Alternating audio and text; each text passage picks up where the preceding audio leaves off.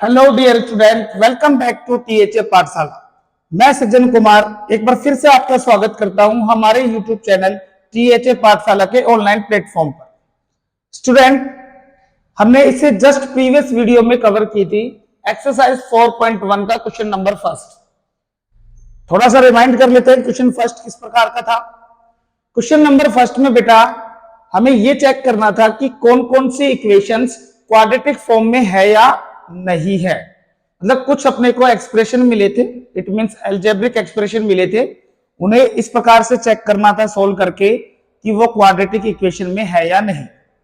Quadratic equation क्या होती है कि ऐसा एक्सप्रेशन या ऐसी इक्वेशन जिसमें अपने पास डिग्री 2 हो।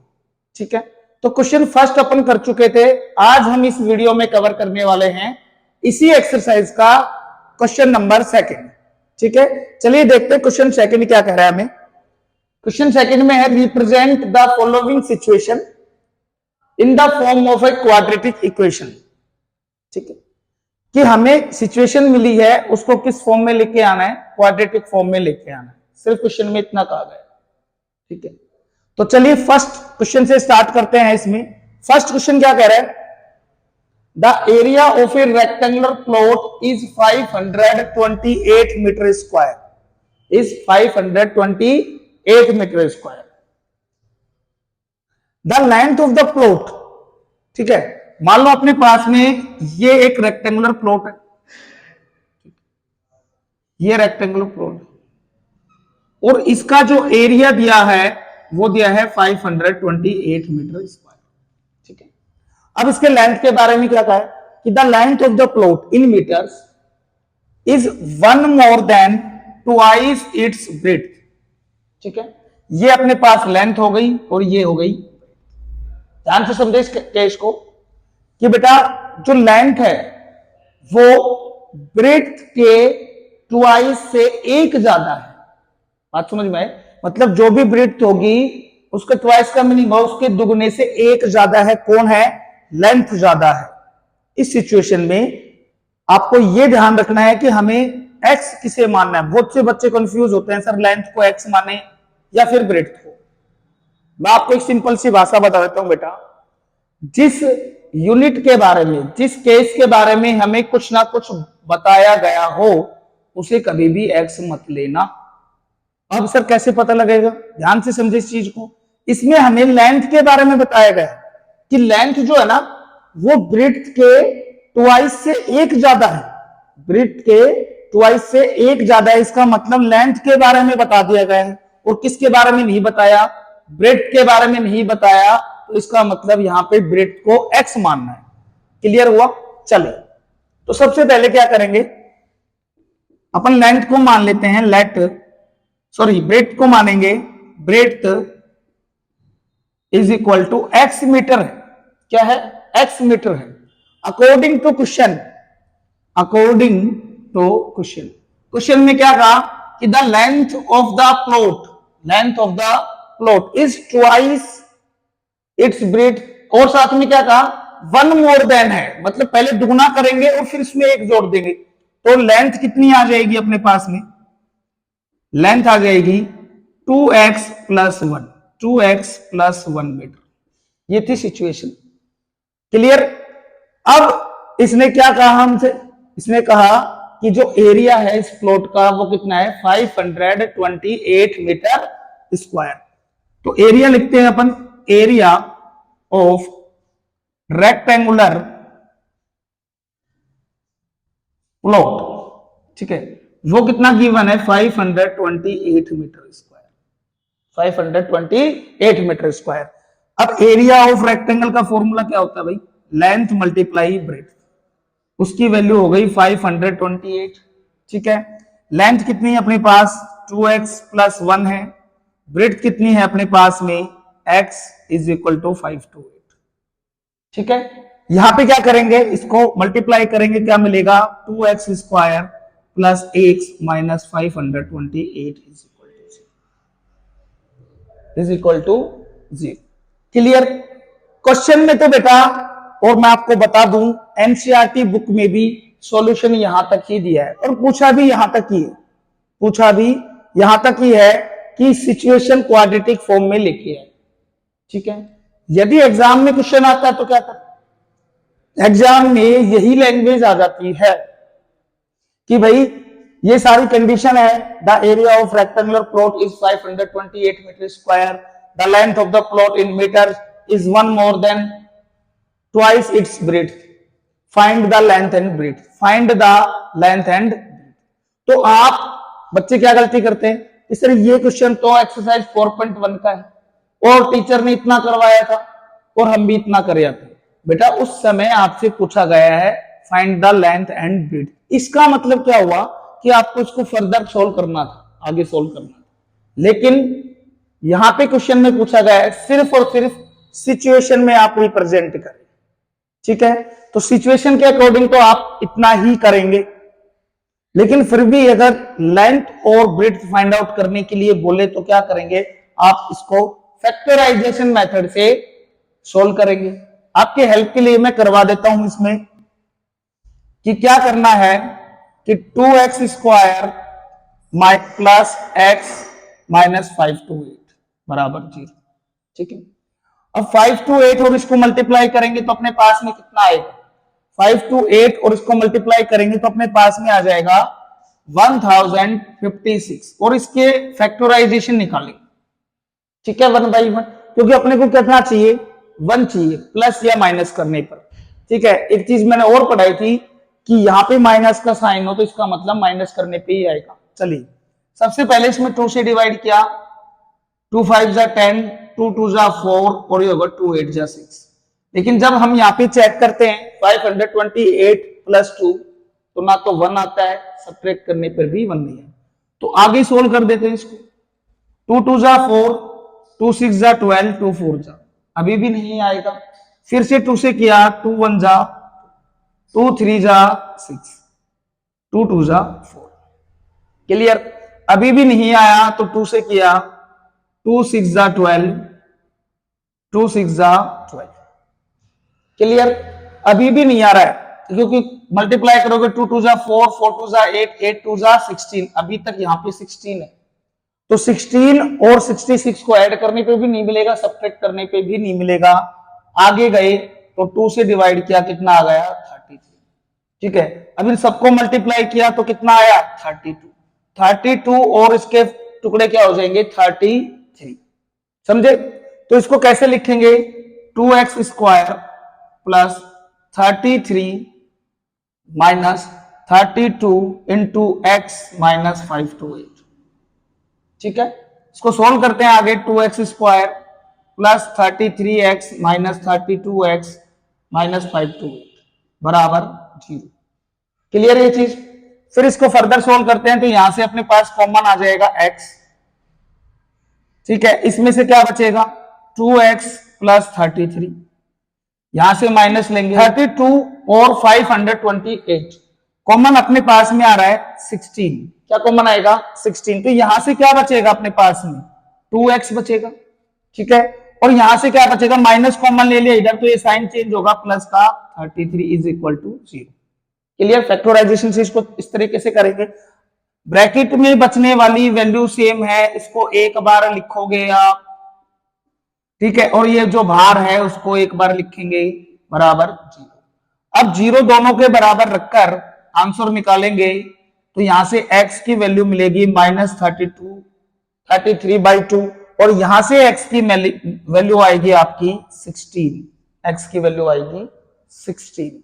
इसका मीनिंग ये हुआ कि जो ब्रेड्थ है वो अपने पास में कितनी आ रही है बेटा, 16। इट मींस जो ब्रेड्थ है आपके पास में वो आ गई 16 मीटर और लेंथ कितनी आएगी इसकी, लेंथ क्या माना था, 2x plus 1, 2x plus 1 that is 2 into में 16 प्लस 1, 32 प्लस 1 33 मीटर 33।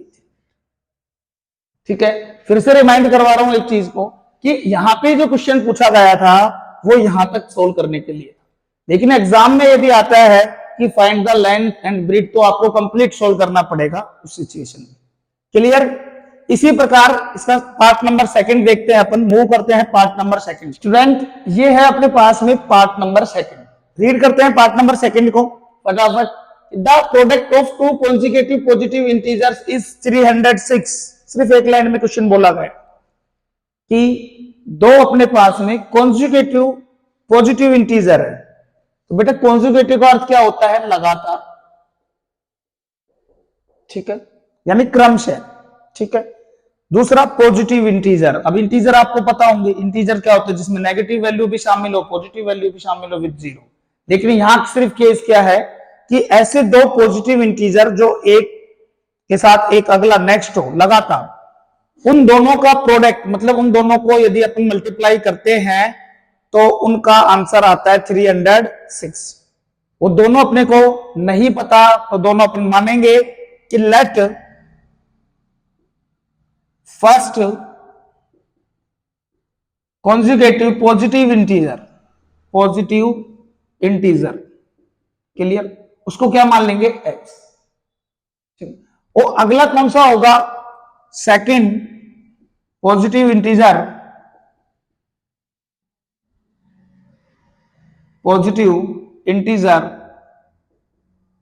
नेक्स्ट होगा x प्लस 1। क्यों? क्योंकि जस्ट उसने क्या कहा है? कॉन्जुगेटिव, मतलब उससे अगला वाला। तो यदि फर्स्ट वाला x है तो उससे अगला वाला क्या होगा? x plus 1। According to condition, ठीक है, क्या कंडीशन दी है कि इन दोनों का प्रोडक्ट जो है, इट मींस x मल्टीप्लाई में x प्लस 1, और वो है 306। अब इसको सोल्व करते हैं तो ये बना x square plus x is equal to 306। अब 306 को यहां लेके आते हैं, ये हुआ x square plus x minus 306 is equal to 0। That's your situation. ये अपने पास में क्वाड्रेटिक सिचुएशन आई, इसी में रिप्रेजेंट करने के लिए बोला था, ठीक है। यदि आपसे कहता है कि वो इंटीजर फाइंड करो, फाइंड द इंटीजर, ठीक है, एग्जाम में तो ऐसे भी पूछ सकता है फाइंड द इंटीजर, तो मैं आपसे इससे पहले वाले क्वेश्चन में क्या बताया था कि भाई अगर फाइंड करने के लिए बोले तो आपको उसको फर्दर सॉल्व करना है, ठीक है, फैक्टराइजेशन से। तो फैक्टराइजेशन से अपन क्या करेंगे? अगर इसको फाइंड करने के लिए बोले by factorization method, x square plus x minus 306 is equal to 0, ठीक है। तो 306 के ऐसे टुकड़े निकालने हैं जिनको ऐड या सब्ट्रैक्ट करने पर क्या आ जाए? Coefficient of the x, that means 1 आ जाए। तो यदि इसमें 2 से डिवाइड करते हैं, 2 1 जा 2, ठीक है, 2 5 जा 10 और 2 3 जा 6, ठीक है। अब इसमें 2 से डिवाइड नहीं हो रहा, 153 में 3 से डिवाइड जाएगा, तो ये हुआ 3 5 जा 15, 3 1 जा। इन दोनों को मल्टीप्लाई करने पे 6 आ रहा, चेक करने पे 1 मिलेगा ही नहीं, तो अगेन इसमें अपन किससे डिवाइड कर दे? 51 में किससे जा रहा है? 3 से डिवाइड करेंगे तो ये अपने पास में कितना आएगा? 17, और 6 3 जा 18। 18 और 17 को सब्ट्रैक्ट करने पर मिल रहा है 1, और 18 और 17 को मल्टीप्लाई करने पर मिलेगा 306। तो इसको सोल्व करेंगे, x square plus 18 minus 17 into x minus 306 बराबर 0। एक्स स्क्वायर नेक्स्ट स्टेप में plus 18x minus 17x minus 306 बराबर 0, और कॉमन लेंगे तो x यहां से बचेगा, x प्लस 18, यहां माइनस 17, और यहां अपने पास में आ जाएगा x plus 18 is equal to 0। तो x प्लस 18 सेम है, इसको एक बार लिखेंगे आप, और x minus 17 is equal to 0। अब इस 0 से x प्लस 18 बराबर 0, यहां से x की वैल्यू आई माइनस 18, और यहां से x की वैल्यू आएगी 17। तो नेगेटिव 18 अपन नहीं लेंगे, काउंट नहीं करेंगे, क्योंकि उसने क्या कहा है? पॉजिटिव इंटीजर के लिए। तो x अपने पास में कितना आ गया? 17। तो नेक्स्ट इंटीजर क्या हो जाएगा? नेक्स्ट इंटीजर हो जाएगा अपने पास 17 प्लस 1 कितना? 18। तो वो दो इंटीजर कौन थे? 17 एंड 18, ठीक है। तो दो पार्ट में बेटा मैंने आप लोगों की मदद की है कि इसको आगे कैसे सोल्व करते हैं। नेक्स्ट जो दो पार्ट है उसमें मैं आपसे सिचुएशन बनवा देता हूं और वो दो सिचुएशन पे आप फैक्टराइजेशन मेथड से खुद सोल्व करेंगे। हालांकि अपने से क्वेश्चन में क्या पूछा गया है, सिर्फ सिचुएशन ही पूछी गई है। ठीक है, मूव करते हैं पार्ट नंबर थर्ड पर। डियर स्टूडेंट, ये है अपने पास में part number third. Part third को रीड करते हैं। Rohan's mother age is 26 years older than him. First line की ट्रांसलेशन क्या होगी कि रोहन की जो मदर है उसकी एज रोहन से 26 साल बड़ी है। इट मीन्स रोहन की जो मदर है रोहन से 26 ईयर्स बड़ी है। Clear? The product of their edges 3 years from now, यानी अब से 3 साल बाद, अब से 3 साल बाद जो भी उन दोनों की एज होगी, इट मीन्स रोहन की एज और उसकी मदर की एज, उन दोनों की एज का जो प्रोडक्ट रहेगा, उन दोनों की एज का जो मल्टीप्लेक्शन आएगा वो आएगा 360। कब? अब से 3 साल बाद। तो पहले तो अपन क्या करेंगे कि x मानेंगे, लेकिन किसकी एज को मानेंगे वो डिपेंड करता है।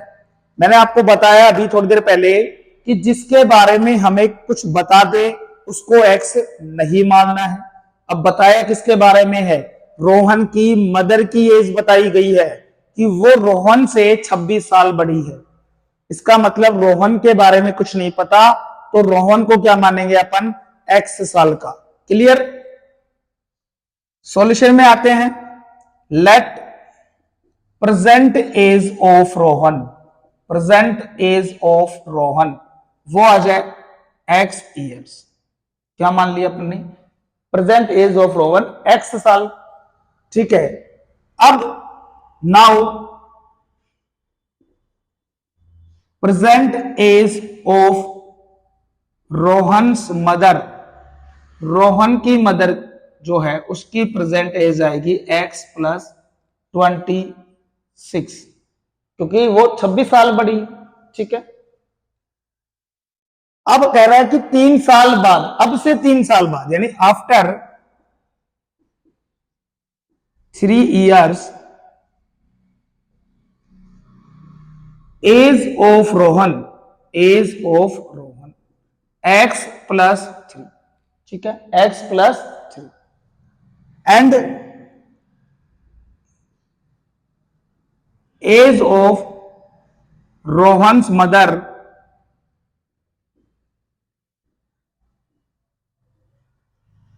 x प्लस 26, और उसमें क्या ऐड हो जाएगा 3, तो क्या आएगा अपने पास में x प्लस 29। ठीक है, यानी 3-3 साल दोनों को बढ़ा करते हैं। अब कंडीशन अप्लाई करते हैं। कंडीशन में ये कहा है कि इन दोनों की एज का प्रोडक्ट, यानी according to question x plus 3 multiply x plus 29 is equal to 360। 360 multiply करेंगे तो क्या मिलेगा, x को x के साथ मल्टीप्लाई किया x स्क्वायर, इसको किया 29x, फिर 3 से करेंगे 3x, और फिर 3 को 29 से करेंगे प्लस का 87 is equal to 360। Clear? Solve करते हैं आगे। x स्क्वायर प्लस 29x, और इन दोनों में ये लाइक टर्म्स है तो ये हो गया अपने पास 32x प्लस 87, और इसको इधर ले आएंगे 360 बराबर में 0। ठीक है, अब 87 माइनस 360 ये कितना आ जाएगा कि x square plus 32x minus 273 बराबर 0। ये सिचुएशन अपने पास में आ गई क्वाड्रेटिक सिचुएशन, क्योंकि इसमें बोला भी था कि इन सिचुएशन को रिप्रेजेंट करना है किसमें, क्वाड्रेटिक इक्वेशन। यदि आपको आगे सोल्व करना है, हालांकि इसमें क्वेश्चन में नहीं पूछा है, अगर सोल्व करना है तो किससे करेंगे, फैक्टराइजेशन मेथड से करेंगे। क्लियर है? यहां तक आपके एनसीईआरटी में इतना सॉल्यूशन दिया हुआ है। स्टार्टिंग के 2 क्वेश्चन थे उनको मैंने आगे भी सोल्व करके बता दिया। अब मूव करते हैं इसके लास्ट पार्ट पर, पार्ट नंबर 4 पर। डियर स्टूडेंट, ये है पार्ट नंबर 4, इस एक्सरसाइज का लास्ट क्वेश्चन है। रीड करते हैं इसको।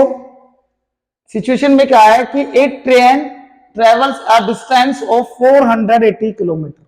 एक जो ट्रेन है वो कितना डिस्टेंस कवर करती है? 480 kilometre at a uniform speed. Uniform speed मतलब उसकी स्पीड क्या है? फिक्स है, ना कम हो रही है ना ज्यादा हो रही है। इफ द कंडीशन लगा दी, if the speed had been 8 kilometre per hour less, यदि ट्रेन की स्पीड 8 किलोमीटर पर आवर कम कर दे, है ना, कम कर दें, it would have taken 3 hours more to cover the same distance. अगर ऐसा कर दिया जाता है तो उसी डिस्टेंस को कवर करने में वो ट्रेन 3 घंटे ज्यादा समय लेती। बात समझ में आई? We need to find the speed of the train. इस सिचुएशन को रिप्रेजेंट करना है। तो सबसे पहले तो अपन क्या करेंगे? ट्रेन की स्पीड को लेट करेंगे। Let the speed of train, speed of train, uniform बोल सकते हो, uniform speed of the train x kilometer per hour, x kilometer per hour. Clear? Condition है। अब स्पीड ट्रेन की आ गई x किलोमीटर पर आवर। एक फॉर्मूला हमने पढ़ा था कि distance is equal to speed into time, speed into time. ठीक है, यदि टाइम यहां से निकालना हो तो क्या आ जाएगा? Distance upon speed, distance upon speed. ठीक है, अगर इस सिचुएशन में अपन टाइम की कंडीशन निकालते हैं कि भाई अपने पास डिस्टेंस है 480 किलोमीटर, डिस्टेंस कितनी है अपने पास में? डिस्टेंस है 480 किलोमीटर। यदि यहां से टाइम निकालना पड़े तो क्या आ जाएगा? Distance upon speed, distance upon speed. ठीक है, डिस्टेंस कितनी है? 480 और स्पीड कितनी है? x। ये टाइम t बना, यदि ऐसा केस है। अब कंडीशन लगाते हैं इस पे, कह रहा कि यदि ट्रेन की स्पीड कम कर दी जाए, if speed of train is less 8 kilometre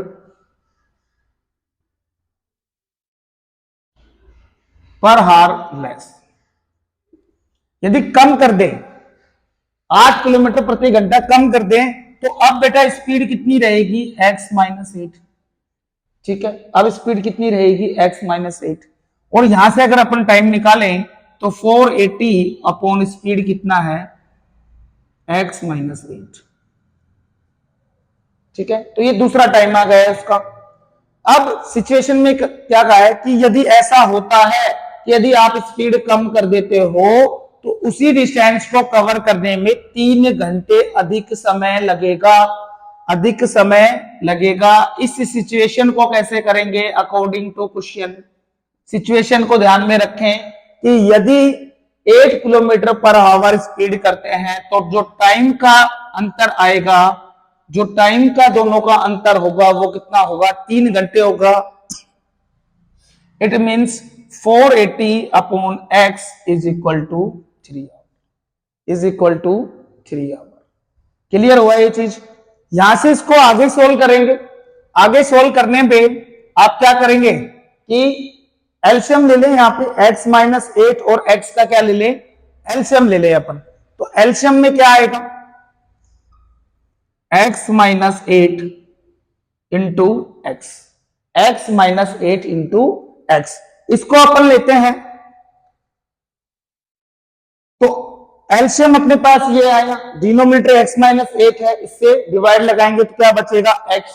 x को इससे मल्टीप्लाई करने पर क्या मिलेगा? 480x, 480x माइनस एलसीएम में डिनोमिनेटर से डिवाइड लगाएंगे तो x से x कैंसिल हो गया। इट मींस x माइनस 8 और ये दोनों मल्टीप्लाई में 480 x माइनस 8 मल्टीप्लाई में, और RHS में क्या चल रहा है अपने पास में? 3 चल रहा है। क्लियर हुआ? आप तब तक इसे नोट करें, फिर इसको आगे सोल्व करते हैं अपन। ठीक है, तो स्टूडेंट अब नेक्स्ट आगे फर्दर इसको सोल्व करते हैं। तो देखो इसमें अपने इसको मल्टीप्लाई करेंगे, 480 को x से मल्टीप्लाई करेंगे और फिर -8 से, और नीचे भी डिनोमिनेटर में। क्लियर? तो आगे देखें इस तरफ 480x माइनस ये हो गया अपने पास में 480x minus into minus plus, और 480 को 8 के साथ मल्टीप्लाई करने पर क्या आएगा अपने पास में 3840, ठीक है, 3840 x को नीचे मल्टीप्लाई करवाते हैं तो सिचुएशन आएगी x स्क्वायर माइनस 8x और इज इक्वल टू में। क्लियर? अब जो अपने पास यहां पे डिनोमिनेटर में है उसको इधर भेजेंगे तो मल्टीप्लाई में जाएगा। मेन चीज क्या है कि ये दोनों अपने पास में क्या हो गए, cancel, because of like terms थे, दोनों सेम थे, एक प्लस में था एक माइनस में था। यहां से क्या बचा 3840 और ये इधर जाके मल्टीप्लाई 3 इंटू में x square minus 8x। Clear ये चीज? उसके बाद में मल्टीप्लाई करते हैं 3840 3x स्क्वायर माइनस 8 3 24x।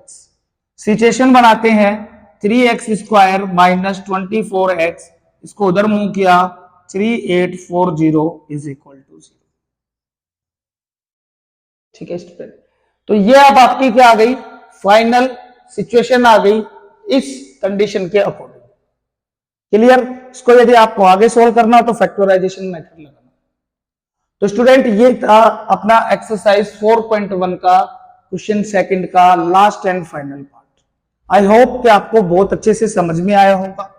समझ में आया तो वीडियो को लाइक करें, चैनल पे नए हैं तो चैनल को बेटा सब्सक्राइब करें और इस वीडियो को शेयर करें अपने क्लासमेट्स के साथ में।